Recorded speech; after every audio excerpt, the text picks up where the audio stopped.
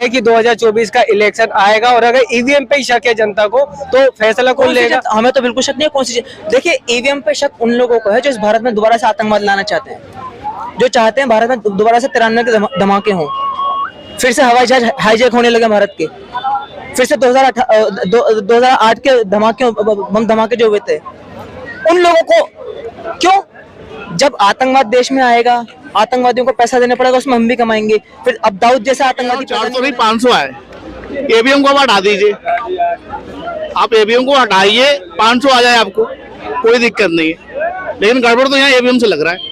तो मतलब ईवीएम को लेके तो पहले राजनीतिक पार्टियों और विपक्ष ने भी बोला है ईवीएम की गड़बड़ है। आप सही हो, मैं ये कहूंगा बीजेपी वाले को, आप सही हो, ठीक हो, आप ईवीएम को हटा दीजिए, फिर आप देखिए कितना किसको आ रहा है, ठीक है, सही रहेगा। क्योंकि मोदी जी ना, उनसे बेस्ट कोई है ही नहीं, अभी तो देश चला रहा है, सबसे अच्छा कोई नहीं, उनके अच्छा कोई नहीं है, मुझे ऐसा लग रहा है। लीडर, लीडर उससे अच्छा कोई नहीं हो सकता इंडिया में, जो ऐसे वो निभा रहा है, अच्छे से देश को चला रहा है, जहाँ कमी लग रही है वो काम कर रहे हैं वहाँ पे, ठीक है। तो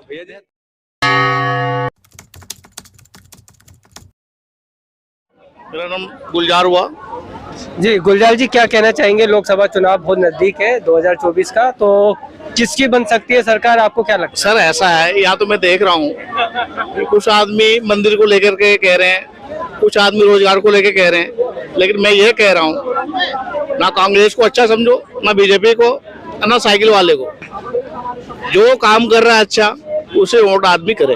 लेकिन सवाल यही है, काम कौन कर रहा है? आपने कांग्रेस को भी सत्ता में देख लिया, बीजेपी भी सत्ता में देख लिया, तो किसको वोट देना चाहिए, कौन है काम? देखिए सर, ऐसा माहौल अभी चल रहा है, अभी तो बस राम मंदिर का ही बात चल रहा है ना, राम मंदिर बन गई है, उस पर वोट दिया जाए। लेकिन मैं यही कहूंगा कि आदमी देख करके, ये जो होता है ना, सेंटर का जो चुनाव होता है वो अहम होता है, उसमें आदमी समझ के वोट दे। लेकिन जिस तरीके से मोदी का जो असर चल रहा है, लगातार 2 बार सरकार बनी है, इस बार कह रहे हैं कि 400 से पार जाएगा आंकड़ा, तो ऑप्शन तो सिर्फ मोदी है, उनके सामने कौन है? सर जी, मैं कह रहा हूँ 400 नहीं 500 आए, ईवीएम को आप हटा दीजिए, आप ईवीएम को हटाइए, 500 आ जाए आपको, कोई दिक्कत नहीं है। लेकिन गड़बड़ तो यहाँ ईवीएम से लग रहा है। तो मतलब ईवीएम को लेके तो पहले राजनीतिक पार्टियों और विपक्ष ने भी बोला है ईवीएम की गड़बड़ है। आप सही हो, मैं ये कहूंगा बीजेपी वाले को, आप सही हो, ठीक हो, आप ईवीएम को हटा दीजिए, फिर आप देखिए कितना किसको आ रहा है, ठीक है, सही रहेगा, 500 आ जाए आपको। लेकिन लगता है क्या है, अगर मोदी जी ना रहे, मतलब मोदी जी को सामने हटा दिया जाए, तो विपक्ष में कौन सा ऐसा चेहरा है जो इस समय देश के लिए आपको लगता है कि वो आना चाहिए? देखिए, पब्लिक जो सोचेगी वो ठीक है। मुझे लगता है कोई नहीं, इस मोदी के अलावा कोई है ही नहीं। नहीं, ऐसा क्यों? क्योंकि अभी इन्होंने बोला कि ईवीएम को हटा दो तो मोदी हट जाएगा। ऐसा नहीं हो सकता, क्योंकि मोदी जी ना, उनसे बेस्ट कोई है ही नहीं, अभी तो देश चला रहा है, सबसे अच्छा कोई नहीं, उनके अच्छा कोई नहीं है, मुझे ऐसा लग रहा है। लीडर, लीडर उससे अच्छा कोई नहीं हो सकता इंडिया में, जो ऐसे वो निभा रहा है, अच्छे से देश को चला रहा है, जहाँ कमी लग रही है वो काम कर रहे हैं वहाँ पे, ठीक है। तो लेकिन अभी ईवीएम को लेके सुप्रीम कोर्ट के 2 वकील गए हैं और डेमो में उन्होंने दिखाया कि ईवीएम को भी सेट किया जाता है, हैक किया जाता है। वो हमेशा ना एक पार्टी दूसरी पार्टी पे ब्लेम करते हैं कि ईवीएम हैक है, पर ऐसा नहीं होता है, क्योंकि ईवीएम जो है ना, किसी अंडर में रहता है, जो भी हो उनके अंडर में रहता है ना, वो सिक्योर रहता है। क्योंकि डेमो में साफ देखा गया है, इलेक्शन कमीशन ने चैलेंज किया था, वैसा अगर होगा ना तो वो क्लियर हो जाएगा, वो पता चल जाएगा कि वो ऐसा है, तो खुलासा हो जाएगा, सबके सामने वो चीज आ जाएंगे ना, और अभी तक नहीं आए ना, तो मुझे लगता है वो सही है, हैक वैक का कोई बात ही नहीं यहाँ पे, है ही नहीं। मुझे तो मोदी जी को लेके आप जो कह रहे हो कि, लेकिन लोग तो कह रहे हैं महंगाई, बेरोजगारी, ये इसमें कोई बात, वो सब टाइम में था। महंगाई पे बोलना चाहता हूँ, ठीक है। आप बाइक यूज करते हो, कोई भी बाइक ले लो, स्कूटी ले लो या फिर हार्ले डेविडसन ले लो, जब आप करोड़ रुपए का बाइक खरीद सकते हो तो 100 रुपए का पेट्रोल नहीं डलवा सकते हो क्या? लेकिन लोगों को तो दिक्कत है कि मंदिर पे बात कर रहे हैं, लेकिन खाने पे, रोजगार पे बात नहीं हो रही। देखो भैया, रोजगार भी जरूरी है और मन भगवान भी जरूरी है, मैं एक ही बात जानता हूँ। और बाकी क्या है ना, जो अपना अपना मेंटेलिटी है ना, मैं एक ही चीज जानता हूँ, जिसका जो धर्म है वो अपने धर्म के साथ रहे, खुश रहे, गंदगी ना फैलाए, कोई भी हो। अगर मैं मुस्लिम हूँ या हिंदू हूँ तो भाई मैं अपने धर्म के साथ जी रहा हूँ, रहना हमें यही है ना। महंगाई का जो सवाल है ना, मैं बता दूं महंगाई का, जैसे कि आज 2024 आ गई है, जैसे जैसे टाइम बढ़ रहा है ना, तो जाहिर सी बात है, टाइम मतलब बढ़ रहा है तो उसके अकॉर्डिंग प्राइस भी बढ़ रहा है। ऐसा नहीं कि 5 वाला सामान पहले मिलता था वो अभी भी 5 का ही हो, ऐसा नहीं हो सकता कभी भी। क्योंकि सरकार अपने पॉकेट से पैसा नहीं देती है ना, जनता के पैसे से देती है। वो सामान जब आता है, मतलब कोई सामान बाहर से जब इंडिया आता है तो उसको भी पैसा पे करना पड़ता है ना। तो मतलब कि वो क्या हो रही है, महंगाई बढ़ नहीं रही है, लोग बेरोजगारी का सवाल ज्यादा उठा रहे हैं बिकॉज वो काम करना ही नहीं चाहते। लेकिन मोदी सरकार ने तो कहा था 2 करोड़ नौकरी देंगे, तो वो नौकरियां तो नहीं मिल रही है। वो धीरे धीरे मिल तो रही है, ऐसा नहीं कि नहीं मिल रही है, वो देख रहे नहीं मिल रही है, जो मिल रही है ना उस पे तो लोगों का ध्यान जाता नहीं है, वो मिल रही है। गुलजारी, अभी आपने जो बोला, अगर महंगाई की बात करी जाए, बेरोजगारी बात, तो ये तो कह रहे हैं ऐसा तो कुछ भी नहीं है। मुझे नहीं लगता कि जो उन्होंने वादा किया है, एक भी वादा उनका वो काम में आया हो। किस वादे की बात कर रहे हैं? उन्होंने राम मंदिर का वादा किया, 3 तलाक का किया, 370 का किया। वादा उन्होंने 15 लाख का भी किया था, वादा महंगाई का भी किया था। जैसे कि मैं बता दूं एग्जांपल आपको, तो गैस सिलेंडर भी है, सब में था, सब में। मैंने नहीं बोला आपके बीच में। जी जी जी, आप जब महंगाई जब गैस सिलेंडर इस टाइम में 700-800 का कांग्रेस के टाइम में थी, इन्होंने धरना प्रदर्शन अच्छे से किया, बहुत महंगा है। अभी कितने का है जी? अभी कितने का कर दिए, 200 रुपए कम कर दिए। जी जी। और पेट्रोल कितने का था उस टाइम में, उसके लिए बहुत बवाल इन्होंने किया। रामलीला में धरना प्रदर्शन हुआ, यहाँ हुआ वहाँ हुआ, सब चीज हुआ। तो महंगाई तो बहुत ज्यादा बढ़ गई है। आप जिस चीज को ये कहते हो कि मैं कम करूंगा, तो कम करो ना आप। लेकिन जिस हिसाब से देश आगे बढ़ रहा है, जनसंख्या बढ़ेगी, महंगाई बढ़ेगी, उत्पादन बढ़ेगा, ये तो होना है, दिन पे दिन तो महंगाई बढ़नी थी। आप वही चाहते हो वही रेट में मिले, ऐसा तो नहीं है भैया, ये पॉसिबल ही नहीं सब चीज ठीक है ना। मैं ये कहूंगा कि मंदिर बनी है, ठीक है, बनी है, अच्छी बात है। मंदिर के साथ साथ रोजगार भी होनी चाहिए वहाँ, तो रोजगार रोजगार तो जैसे लोग कह रहे हैं कि वहाँ तो स्कूल बन जाता, अस्पताल बन जाता, लोगों को काम आता।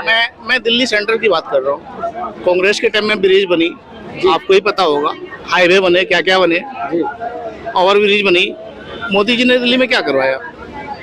दिल्ली में क्या करवाया? नहीं तो दिल्ली के अंदर तो बीजेपी है भी नहीं। बीजेपी नहीं, यहाँ नहीं है, लेकिन फिर भी मतलब दिल्ली में क्या, सेंटर के भी तो कुछ होता है ना, उसमें योगदान तो होता ही है। नहीं, सभी राज्यों को राजमार्गों से जोड़ा जा रहा है। बीजेपी के टाइम पे तो बहुत सारे स्टेट एक दूसरे से जुड़े। सर जी, यहाँ केजरीवाल है, तो केजरीवाल तो दिल्ली के अंदर में है ना। एक ही बात आएगी, केजरीवाल तो दिल्ली के अंदर में है ना। बीजेपी करते रहो, मोदी करते रहो तो बहुत अच्छा है। सर आप बताइए मतलब ऑप्शन क्या है? अगर बीजेपी नहीं है तो कौन जो अच्छा है उसको दीजिए। कौन अच्छा है? उन्होंने कहा ना कि ईवीएम को हटा दो, भाई तो जो अच्छा होगा वो आ जाएगा।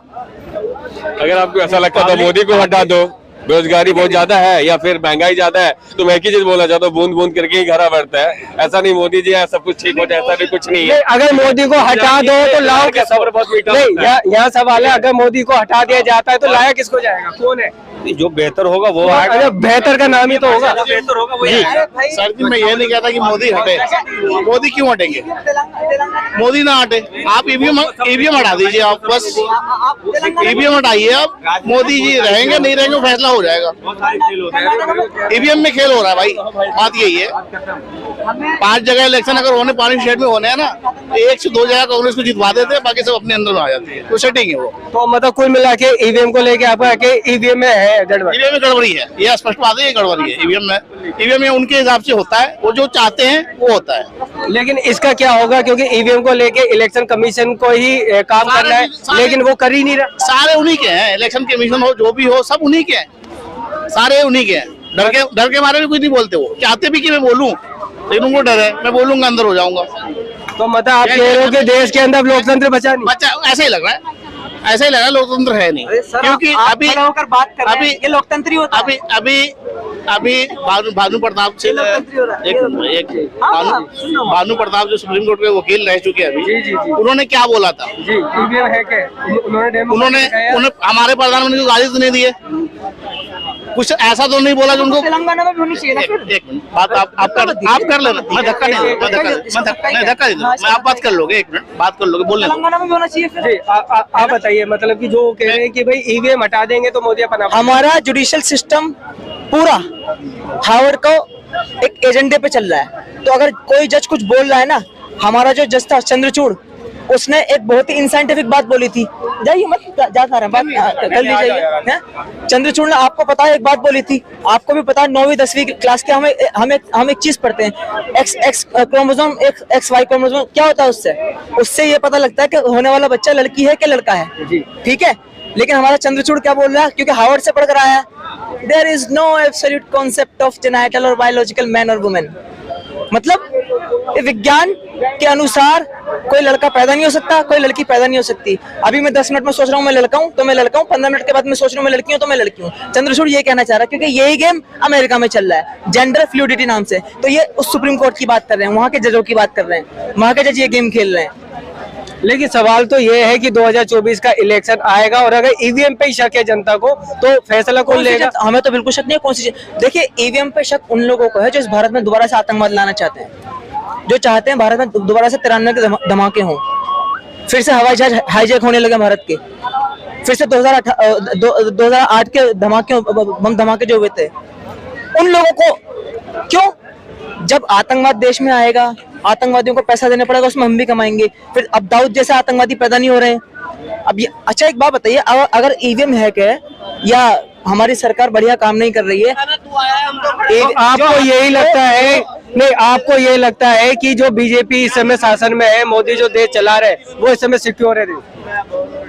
बहुत ज्यादा सिक्योर। और सबसे पहली बात, बीजेपी अगर आई है तो उसके पास जादू की छड़ी तो है नहीं कि गिली गिली छू करके सब कुछ ठीक कर देगी। इन्होंने इतने बम धमाके करवाए हैं भारत के अंदर, इतने टेररिस्ट अटैक करवाए हैं, इतनी प्रॉपर्टी को बर्बाद करवाया, लाखों लोग मरवाए हैं, इतना कुछ बर्बाद हुआ है, तो बीजेपी उसको भी ठीक करेगी। और बीजेपी जिस भी गति में विकास कर सकेगी वो भी कर सकेगी। अब एक बात बताओ, 60 साल 70 साल मैं आपके घर को तोड़ता रहूं और फिर आपको आए 10 दिन हुए अपने घर में बना के खड़ा करो, हो जाएगा? नहीं, तो देश का विपक्ष सारा एक साथ खड़ा है और वो कह रहा है कि अगर बीजेपी को हटाना होगा, अगर देश बचाना है, तो वो कह रहा है। तो उनके साथ भी तो जनता का संपर्क है, लोग हैं। कौन सी जनता का संपर्क है उनके साथ, बताइए मुझे, कौन सी जनता का संपर्क है? जो जनता ये चाहती है कि फिर से चारा घोटाला हो, जो जनता ये चाहती है वॉरेन एंडरसन जिसने गैस कांड करवाया था कांग्रेस के काल में, याद है, वो दोबारा हो, जो ये चाहेगा आतंकवादी हमले दोबारा हो, वो चाहेगा कि इस गठबंधन की सरकार, गुंडाबंधन की सरकार को दोबारा से लाया जाए। क्यों?